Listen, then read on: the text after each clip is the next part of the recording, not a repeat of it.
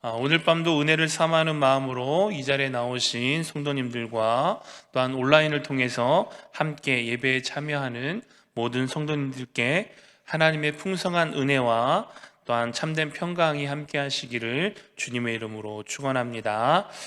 얼마 전 우리는 제20대 대통령 선거를 치루었습니다. 그래서 새로운 대통령을 선출하였죠. 이번 대선을 치르면서 한 가지 이슈가 되었던 상황 가운데 바로 하나는 여성가족부에 대한 존속과 폐지 여부에 대한 부분입니다. 저 역시도 예화로 이 부분을 인용하면서 상당히 조심스러운 부분이 있는데요. 저는 여성가족부의 존폐 여부에 대해 다루고자 하는 것이 아니라 이 여성가족부의 존폐 여부가 이렇게까지 뜨거운 감자로 여론에서 다루어지는 그 이유가 무엇인가를 좀 보기를 원합니다. 그 이면을 깊이 살펴보면 결국 그 뿌리 깊은 곳에는 남녀 간의 갈등이 깊게 자리하고 있다라는 것입니다. 저의 개인적인 의견은 어떠한 부처의 이름이 중요한 것이 아니라 그 부처가 담당하고 있는 기능이 얼마나 잘 적용되고 또한 실행되고 있는가가 더 중요한 부분이라 생각을 합니다. 따라서 실제로 복지의 사각지대에 있는 분들이 피해가 가는 일이 없기를 바라고 또한 기도하고 있습니다. 제가 이렇게까지 민감한 부분에 대해서 말씀을 드리는 이유는 오늘 우리가 함께 나누는 본문 또한 오늘날 교회 안에서 상당히 민감하게 반응할 수 있는 본문이기 때문입니다. 오늘 본문을 이해함에 있어서 중요한 핵심은 두 가지입니다. 먼저 하나는 하나님께서 세우신 창조의 질서에 대한 것이고, 또한 다른 하나는 하나님께서 세우신 그 질서에 대해 순종하는 자세입니다. 특별히 오늘 본문을 이해할 때 우리가 그 배경과 또한 상황을 반드시 적용해야 되는데요. 그것은 바로 예배라고 하는 특수한 상황과 그 배경을 우리가 먼저 이해해야 한다라는 것입니다. 먼저 정확하게 밝히고 넘어가는 것은 기독교는 그리스도 안에서 남녀 간에 어떠한 차별도 없이 평등함을 가지고 있는 종교입니다. 갈라디아서 3장 28절 29절 말씀을 보면 이렇게 기록되어 있습니다. 너희는 유대인이나 헬라인이나 종이나 자유인이나 남자나 여자나 다 그리스도 예수 안에서 하나이니라. 너희가 그리스도의 것이면 곧 아브라함의 자손이요 약속대로 유업을 이을 자니라. 아멘. 여러분, 그리스도 안에서는 전적으로 남자와 여자 구분 없이 모두가 평등한 존재라는 것입니다. 여러분, 지금이야 우리가 남녀가 평등하다 이야기를 하면 그것이 굉장히 당연한 이야기로 받아들여집니다. 굳이 남녀 평등에 관한 이야기를 왜 해야 하는가라고 생각할 정도로 당연하듯이 그것을 받아들이고 있습니다. 그러나 실제적으로 우리의 역사를 살펴보면 우리나라 또한 이 남녀가 평등하게 대우받는 시대가 그렇게 길지 않습니다. 여러분, 남존여비 사상에 대해서 들어보셨을 것입니다. 유교 문화권에 있는 나라의 주를 이루고 있는 사상으로서 사회적 지위 및 권리에서 남자를 우위에 두고 여자를 열위에 두는 문화적 관행을 나타내는 용어가 바로 이 남존여비 사상입니다. 당연히 유교 문화권에 속해 있는 우리나라 역시 이 남존여비 사상이 뚜렷한 나라 가운데 한 나라입니다. 우리가 즐겨보는 사극을 보더라도 그 드라마 안에서 정말 수많은 여성들이 또 그 남녀 간의 불평등을 겪고 있는 것을 볼 수 있습니다. 여러분, 드라마를 떠나서 당장 저희 어머니 세대만 할지라도 그 남존여비 사상과 또한 남아선호 사상으로 인하여서 참 말할 수 없는 고통과 아픔들을 직접 고스란히 그 삶 가운데 겪어온 세대입니다. 어떻게 보면 우리나라 또한 선교사님들께서 복음을 가지고 이 땅 가운데 들어오지 않았다면 여전히 그 유교 문화권에 속해 있지 않을까 생각해 봅니다. 복음이 우리나라에 들어옴으로 말미암아 어떻게 보면 우리나라도 그 유교 문화권에서 벗어날 수 있는 하나의 계기가 되었다라는 것입니다. 여러분, 지금도 이 남존여비 사상에 대해 가장 극명하게 보여주고 있는 문화가 있습니다. 어디입니까? 바로 이슬람 문화입니다.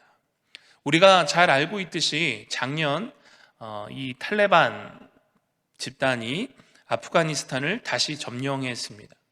그 아프가니스탄을 다시 점령하면서 가장 먼저 한 것이 무엇입니까? 여성에 대한 모든 인권을 박탈해 버렸습니다. 그래서 그들이 말하는 이 부르카라고 하는 전통 의상이 있습니다. 천으로 온 몸을 다 가리고 심지어 이 눈도 망사로 된 얇은 천으로 가려서 앞을 제대로 보기도 쉽지 않은 상황입니다. 이 부르카를 입지 않고 외출을 하면 그 자리에서 총살을 행할 정도로 굉장히 그러한 여성 인권에 대해서 억압을 하고 있는 문화가 바로 이 이슬람 문화입니다. 여러분, 반면에 이 기독교가 잘 정착되어 있는 나라들을 한번 보시기 바랍니다. 우리나라를 포함해서 미국과 영국 등을 보면 남녀 간의 평등에 대한 부분들이 서로 잘 존중되고 있는 것을 볼 수 있습니다. 다시 오늘 본문으로 돌아와서 이 바울의 권면에 대해서 살펴보기 원하는 것은, 이 바울의 권면은 남녀를 차별하는 권면이 아니라 교회의 질서를 세우기 위한 권면으로 보아야 한다라는 것입니다. 이 말씀을 드리려고 앞부분에 장황하게 설명을 드렸는데요. 우리가 오늘 본문을 해석하고 이해함에 있어 놓치지 말아야 할 것은, 남성이 여성보다 어떠한 우위가 있기 때문에 남성이 여성보다 더 우월한 존재이기 때문에 여성이 남성에게 종속되어서 일체의 순종을 강요당하고 있는 것이 아니라는 것입니다. 오늘 본문에서 이 바울의 권면은 예배라고 하는 특수한 상황 가운데 남자와 여자의 역할, 즉 하나님께서 세우신 창조의 질서 아래 각자가 자신이 맡은 자리에서 순종해야 할 것을 권면하고 있다라는 것입니다. 따라서 오늘 본문 말씀을 우리가 이해함에 있어서 이 순종은 여성에 대한 억압이나 종속의 의미로 보아서는 안 됩니다. 여성으로 하여금 성경에 근거하여 남녀의 본질과 또한 그 역할에 기초하여서 각자의 위치에서 최선을 다해 섬길 것을 권면하고 있는 것이죠. 그래서 한 신학자는 이러한 순종에 대해 이같이 말했습니다. 하나님이 세우신 질서와 권위를 인정하며 주어진 위치에서 합당하게 행동하는 것. 오늘 여성들에게 말씀을 통하여서 권면하는 것이 바로 이것입니다. 따라서 오늘 본문에서 남성들이 오해하지 말아야 할 것은, 오늘 본문 말씀을 근거로 하여서 여성들에게 무조건적인 굴종과 맹종을 강요해서는 안 된다라는 것입니다. 오히려 여성들의 역할을 인정을 하고 사랑과 존중 가운데 최대한의 능력을 발휘할 수 있도록 모든 배려를 다 해야 한다라는 것이죠. 이러한 기본적인 배경의 이해를 가지고 오늘 본문을 다시 한번 살펴보기를 원합니다. 오늘 본문 11절, 12절 말씀을 함께 읽겠습니다. 시작. 여자는 일체 순종함으로 조용히 배우라. 여자가 가르치는 것과 남자를 주관하는 것을 허락하지 아니하노니 오직 조용할지니라. 아멘. 오늘 본문 말씀을 보면 바울의 권면이 굉장히 거칠고 정죄하는 분위기를 볼 수 있습니다. 지금까지 바울이 보였던 겸손의 모습과는 전혀 어울리지 않는 굉장히 과격한 표현을 쓰고 있습니다. 왜 바울이 이렇게까지 거칠고 정죄하는 듯한 표현을 사용을 했을까? 생각해 보면 지금 그 당시 교회 안의 상황이 여러 가지로 굉장히 급박하고 험악한 상황 가운데 있다라는 것을 추측해 볼 수 있습니다. 당장 직면해 있는 그 문제를 수습하거나 해결하지 못하면 교회가 더 큰 어려움으로 빠질 수 있는 상황이라는 것입니다. 그렇다면 그 당시 교회 안에, 그 에베소 교회 안에 어떠한 문제가 있었을까? 에베소 교회는 먼저 그 주변에 아데미 신전이 있을 만큼 굉장히 이방 종교가 성행했던 지역이 바로 이 에베소 지역입니다. 따라서 이 수많은 이방 종교 가운데 상당수의 이방 종교가 만물의 근원에 대해서, 만물의 근원은 여성이며 그에 따라서 여신을 섬겨야 한다라고 하는 그 문화가 깊게 자리 잡고 있습니다. 또한 여성들이 남자를 주관해야 된다라고 하는 교서를 퍼뜨리는 거짓 교사들도 상당히 있었다라는 것입니다. 종교 연구가인 오덴은 당시의 상황에 대해 이렇게 설명하고 있습니다. 목소리도 크고 지나치게 용감했던 몇 명의 여인들이 거짓 가르침에 빠져 자신들의 남편들과 다른 남자들에게 오만방자한 태도를 취했을 것으로 보인다. 그 여인들로 인해 공중 예배가 혼란에 빠졌을 것이며 다른 것은 몰라도 예배의 질서가 깨지는 것을 차마 방치할 수 없었던 바울의 입장이 그대로 드러난다. 문제의 핵심은 여인은 무조건 남자들 앞에서 가르치지도 말고 목소리를 높여서도 안 된다는 것이 아니라 이단들의 떠들썩하고 공공연한 과시나 과대선전에 대한 경고 차원의 권면이다. 여러분, 즉 바울의 이 권면의 핵심은 예배의 질서를 깨고자 하는 거짓 교사들과 또한 이단에 빠진 여성들에 대한 권면이라는 것이죠.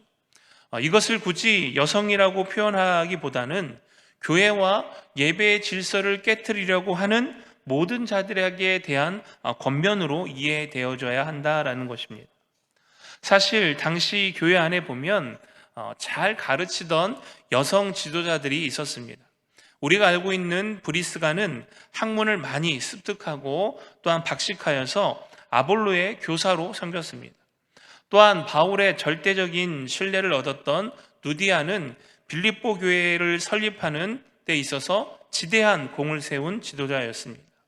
또한 유오디아와 순두계도 여성 리더들에 속합니다.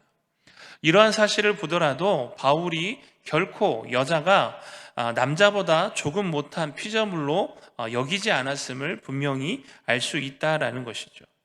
따라서 바울은 가르침의 은사가 있는 여성 지도자 또한 그 일을 하게 하고 대신 거짓 가르침에 빠져 있는 신앙 공동체에 예배의 질서를 무너뜨리려고 하는 사람들에 대하여 그 사람이 남자든 여자든 간에 용납하지 말 것을 단호하게 밝히고 있다라는 것입니다. 그러므로 오늘 11절 말씀에 일체의 순종함으로 조용히 배우라라는 의미는 먼저 교회에서 하나님이 세우신 질서, 즉 목사와 장로에게 여성 또한 순종하라라는 것입니다. 그리고 이어서 나온 조용히 배우라라는 의미는 침묵을 의미하기도 하지만 조금 더 적극적인 차원에서 해석을 해보면 평안과 안식을 뜻합니다. 따라서 바울은 공중 예배 시에 여성에게 요구하는 것이 자신을 내세우지 않고 평화와 안식 가운데서 배우라 하는 것이죠. 여기서 이 배움 또한 남성의 어떠한 지식을 전수받는 것이 아니라 하나님의 말씀에 대한 가르침과 배움을 의미합니다. 오늘날로 적용해 보면 이렇습니다.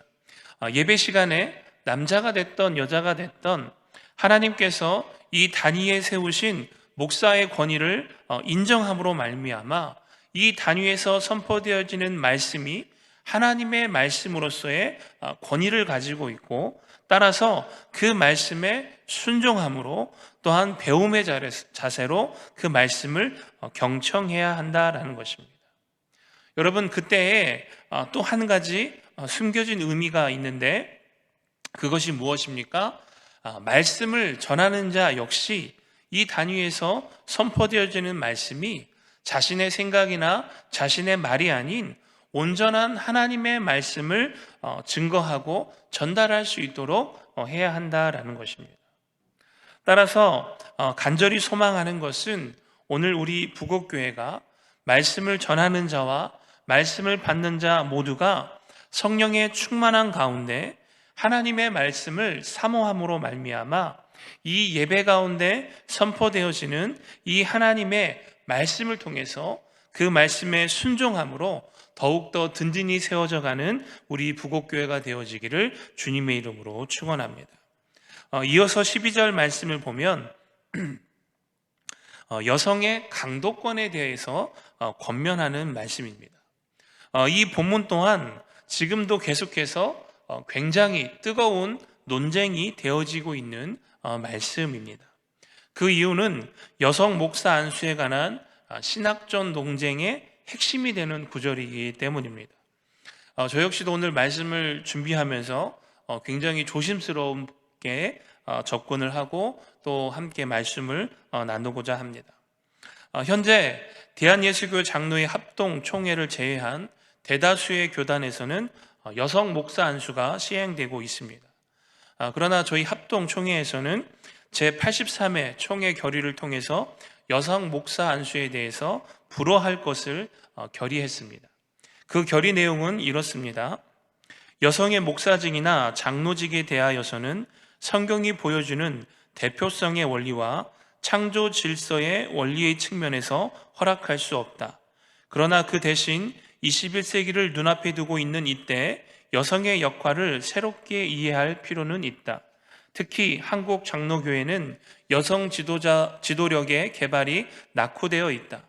따라서 한국 장로교회는 21세기를 내다보면서 성경적이면서도 창의력 있는 여성 지도력을 적극 개발하여 교회 안의 여성들이 보다 전문화된 사역에 참여할 수 있도록 길을 열어야 한다. 이처럼 결의되고 있지만 여전히 논란의 불씨는 남아 있습니다.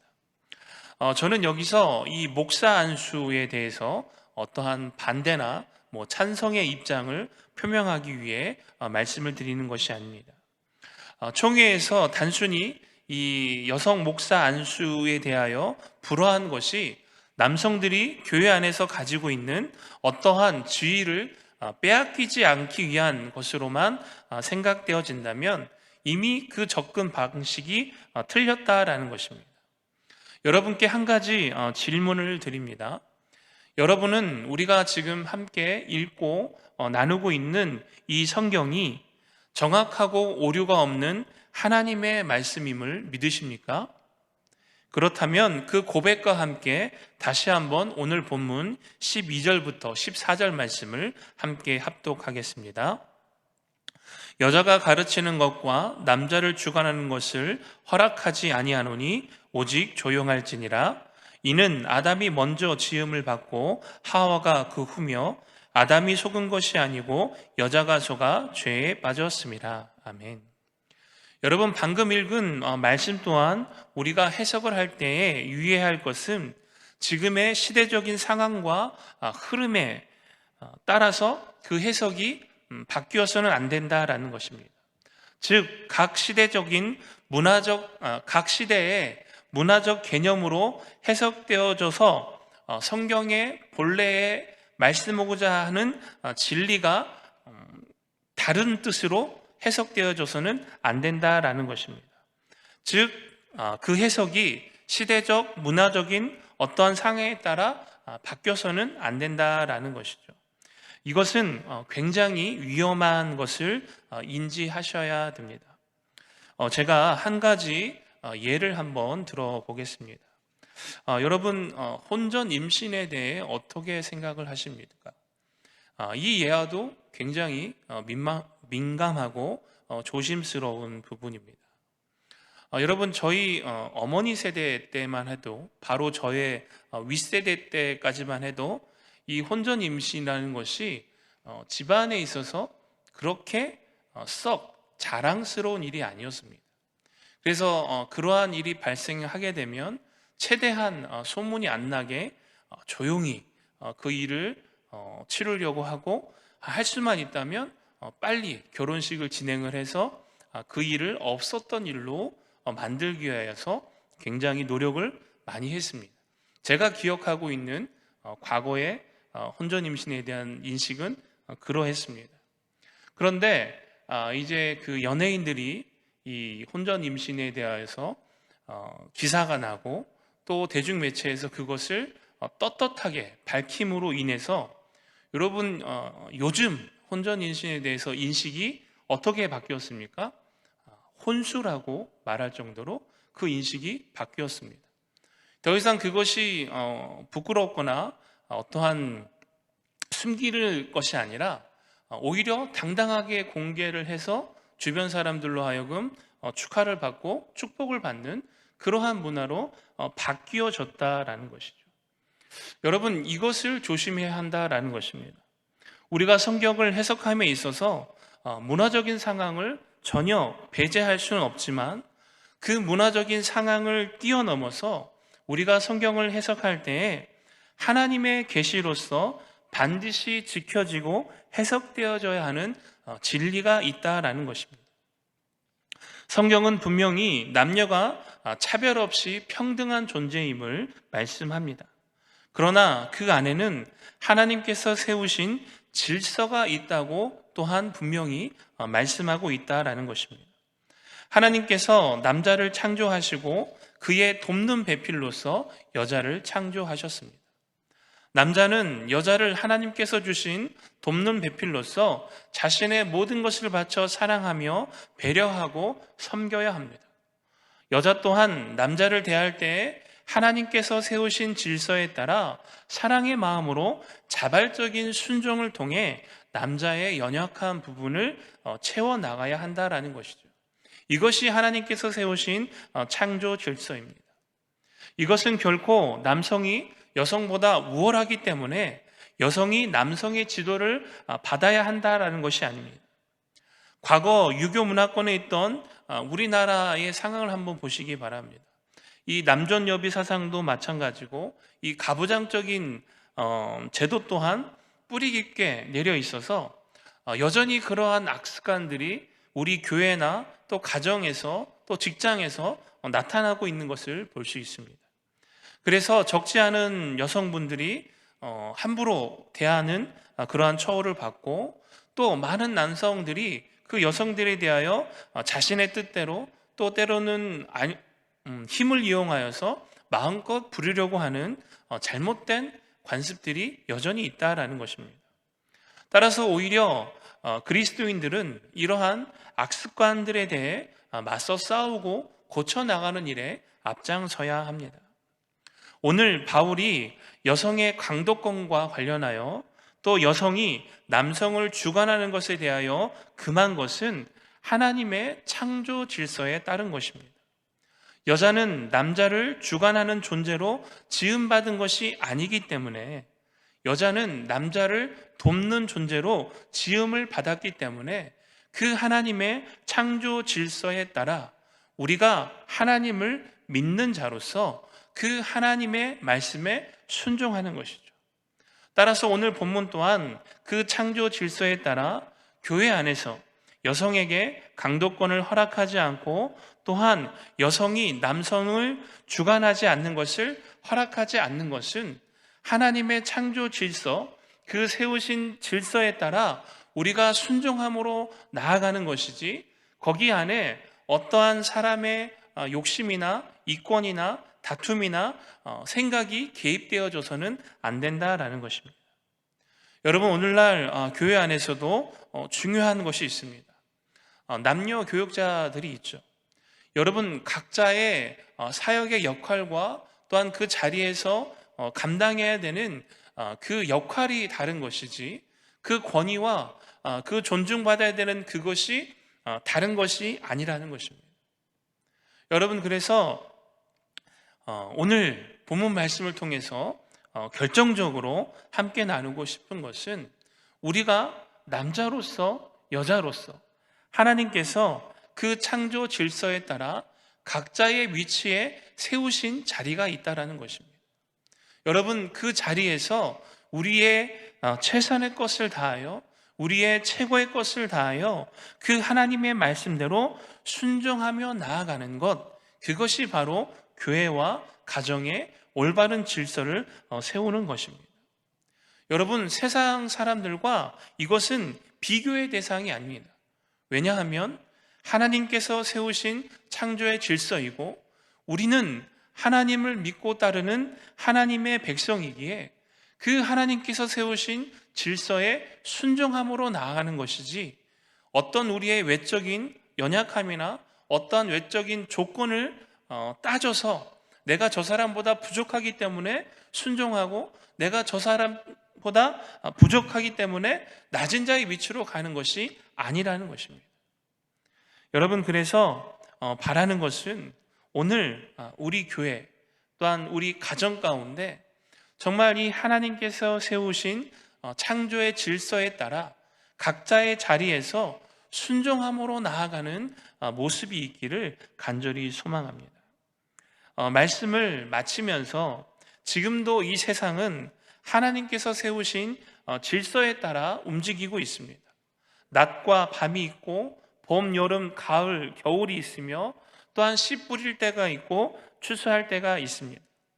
하나님께서 세우신 창조 질서에 따라 순종할 때에 그 모든 것들이 평안한 가운데 합력하여 선을 이루어낼 줄 믿습니다. 바라는 것은 우리 교회와 우리 가정에서 남자와 여자 모두가 서로에게 하나님께서 세우신 창조 질서에 따라 순종하며 사랑으로 섬기는 그 믿음의 모습을 통하여 우리 교회와 우리 가정과 또한 우리가 속해 있는 공동체가 하나님의 은혜와 평강 가운데 든든히 세워지기를 간절히 소망합니다. 그래서 우리는 언제나 하나님이 먼저입니다. 하나님께서 세우신 그 말씀과 하나님께서 세우신 그 질서에 순종함으로 말미암아 오늘도 하나님의 자녀로서 그 말씀 가운데 거하는 삶을 살아내시는 저와 여러분이 되시기를 주님의 이름으로 축원합니다.